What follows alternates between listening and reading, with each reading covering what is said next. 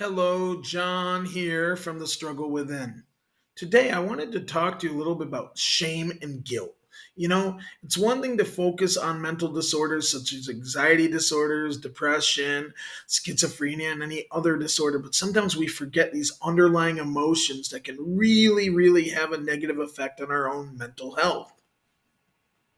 Shame and guilt are some things that I have really seen have a negative impact on people. Growing up in a very legalistic household where it was all about being religious enough, it was all about following rules, and you could never be good enough. You never knew, am I doing the right thing? Am I doing the wrong thing? There was this very inconsistency because, different people had different expectations. You didn't know who thought this, who felt this. So it was all about pleasing and adapting to different people in the church. You never knew, am I going to offend anyone with what I'm doing? Am I going to go somewhere and someone's going to see this and someone's going to think less of me? And all these things really created this culture that was a hotbed of anxiety. You're always panicking, wondering, am I good enough? Is this? And then there was this shame and guilt associated with everything that, whenever you messed up, it was like, there was this heavy burden upon you. I'm horrible. I'm terrible. I'm not good enough.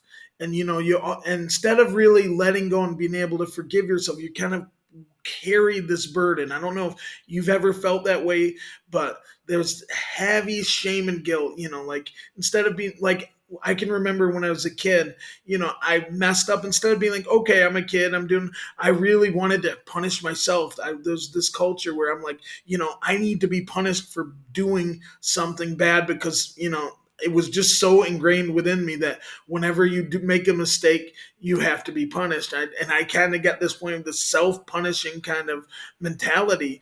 And this shame and guilt can really, really weigh down on you. And sometimes we don't even realize what's going on. I wanted to share a little story about my great aunt. My great aunt was about 15 years older than my father, and I know he told me stories of her when she was in her 30s, how she was that fun-loving aunt, who loved to do different things with them. But then suddenly something changed. What happened to her was she had a lot of differences with her parents from the way she was raised, and there was a lot of conflict, being raised in a very, very legalistic manner. There was a lot of conflict. She blamed them for things, and she mistreated her mother in different ways, but she never forgave herself. And one day when her mother passed away, she could never ever let go, never forgave herself for what happened. And this really took a toll of her last 60 years of her life. I can remember her, when she was in her 60s, she was always dealing with depression, always just really struggling to socialize with people. She always kind of, pushed people away. And there was this anxiety cloud within her, and then just also this whole this shame and guilt. She just never could let go of her mistakes, even up until her later days. It was all weighed upon her. And I just want to share this story because I don't want anyone else this to happen to anyone else. I know she wouldn't either. And I want people to realize, it's one thing. Sometimes unfortunately, we all make mistakes. Sometimes these mistakes, there's not anything we can really do, but we have to find a way to forgive ourselves. It's one thing forgiving others, but sometimes it can be even harder to forgive ourselves. But if we don't forgive ourselves, we'll never be able to move forward.